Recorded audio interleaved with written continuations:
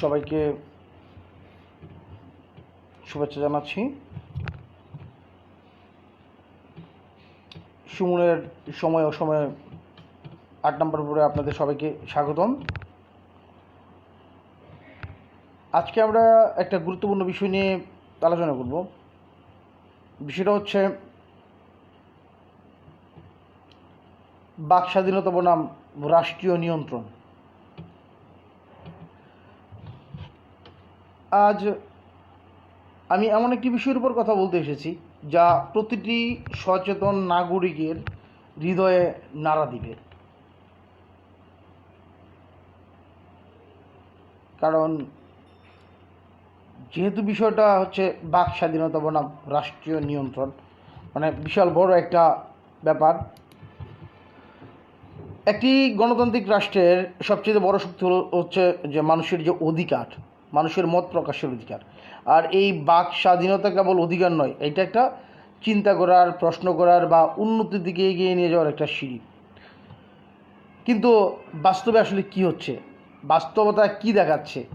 এই অধিকারটা, আমাদের যেই অধিকার, নানাভাবে সীমাবদ্ধ করা হচ্ছে। কখনো সরাসরি, কখনো বা পরোক্ষভাবে, কখনো আইনের মাধ্যমে, কখনো সামাজিক বা রাজনৈতিক চাপ দিয়ে কোনো না কোনোভাবে এটা নিয়ন্ত্রিত হচ্ছে। সেই প্রশ্ন আজ আপনাদের সামনে তুলে ধরব।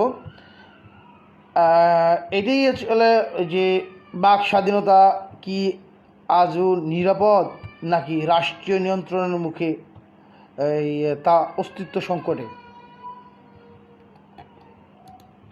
বাক স্বাধীনতাটা আসলে কি? বাক স্বাধীনতা আসলে মানেটা কি?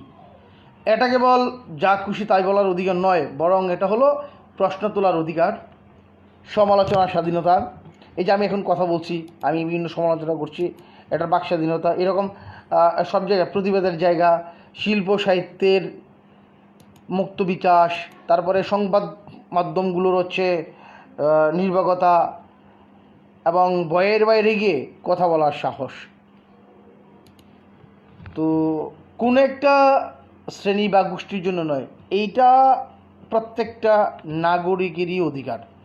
মানে এটা কোনো ব্যক্তি, মানে ওই যে গোষ্ঠী বা কোনো রাজনৈতিক দল বা কোনো একটা ওই যে কী বলে, এই শিল্প সংস্কৃতি ব্যক্তিত্ব, তাদের জন্য যে বা সাংবাদিকদের জন্য তা নয়। মানে এটা কোনো গোষ্ঠীর জন্য নয়, এটা প্রত্যেকটা নাগরিকের একটা অধিকার। আর একটা কথা হচ্ছে যে একটি রাষ্ট্র যদি নাগরিকের বাক স্বাধীনতাটাকে যদি অনিয়ন্ত্রিত করে দেয়, তাহলে সেখানে গুজব, উস্কানি, তারপরে হচ্ছে আপনার হিংসা, বিভ্রান্তি, এ ধরনের বিভিন্ন ধরনের ঝুঁকি তো অবশ্যই থাকাটা স্বাভাবিক। তো এছাড়া আপনার যে মনে করেন যে সোশ্যাল মিডিয়া, ইউটিউব বা ব্লগে হঠাৎ করে বিভ্রান্তিকর যে তথ্যগুলো, এইটাও আসলে মানুষের জন্য অনেকটা মানে জনস্বার্থে ক্ষতিকর হতে পারে। তাই রাষ্ট্রের পক্ষ থেকে কিছু না কিছু নিয়ন্ত্রণ তো অবশ্যই থাকা প্রয়োজন। যেমন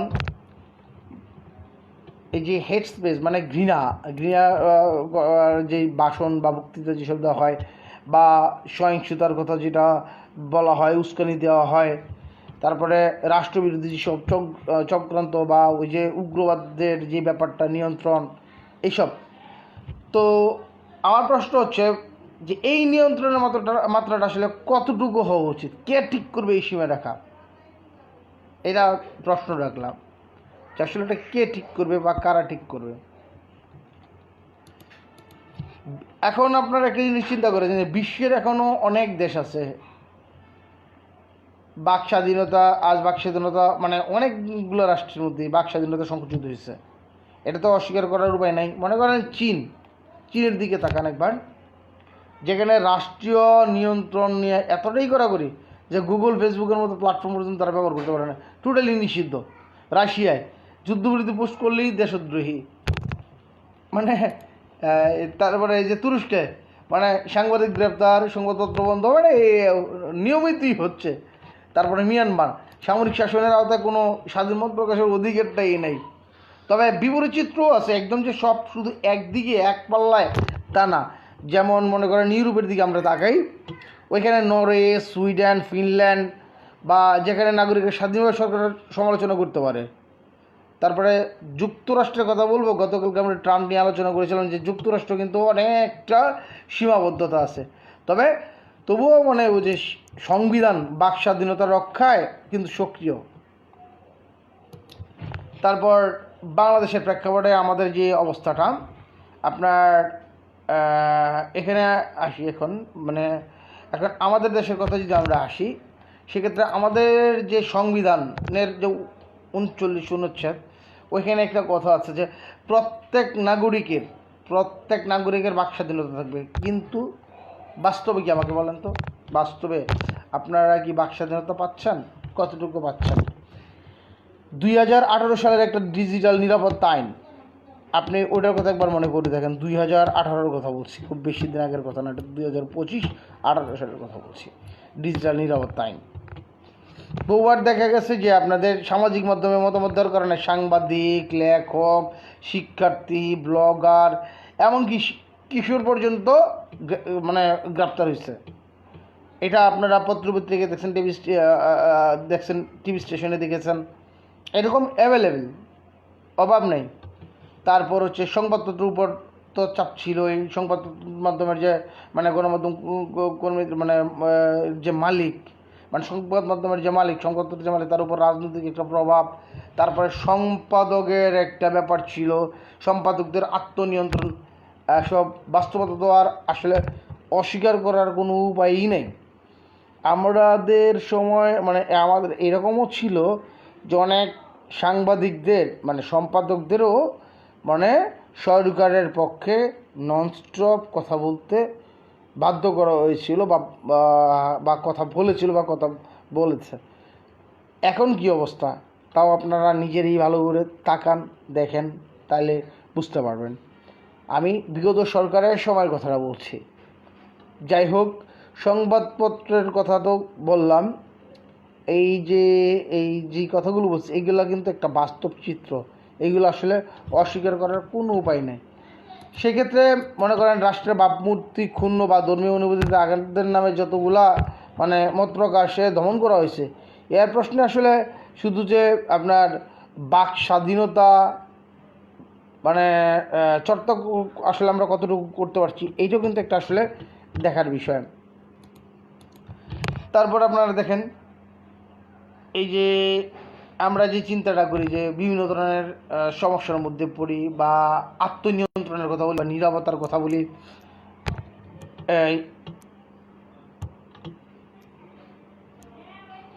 তারপর রাষ্ট্র যখন মানে সরাসরি দমন করে, মানুষ চুপ করে না, কিন্তু মানুষ যখন নিজেই ভয়ে চুপ হয়ে যায়, তখন সবচেয়ে বড় সংকট তৈরি হয়। আর এই ভয়টা কোত্থেকে জন্ম নেয়?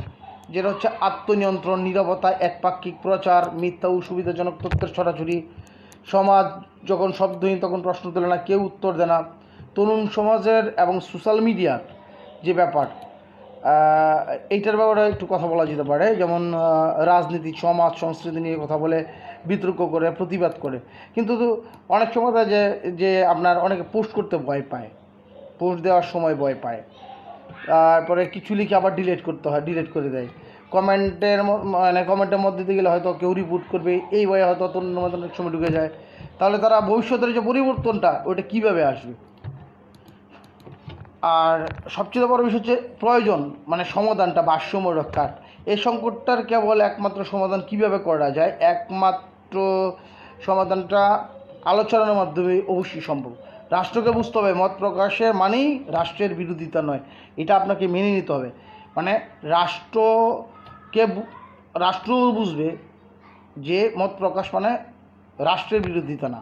নাগরিকদেরও শিখতে হবে বাক স্বাধীনতা মানে যা খুশি তা বলা নয়, দায়িত্ব নিয়ে কথা বলা। সংবাদ মাধ্যম এবং সোশ্যাল প্ল্যাটফর্মকে দিতে হবে স্বাধীনতা, কিন্তু সেই সঙ্গে থাকবে জবাবদিহিতাও। আর বাক স্বাধীনতা এবং রাষ্ট্র নিয়ন্ত্রণ, এই দুটো যদি যুদ্ধরত পক্ষ হয়ে না দাঁড়ায়, বরং হোক সহযোগী শক্তি, যারা সমাজ গঠন করে তারা এগিয়ে নিয়ে যায়।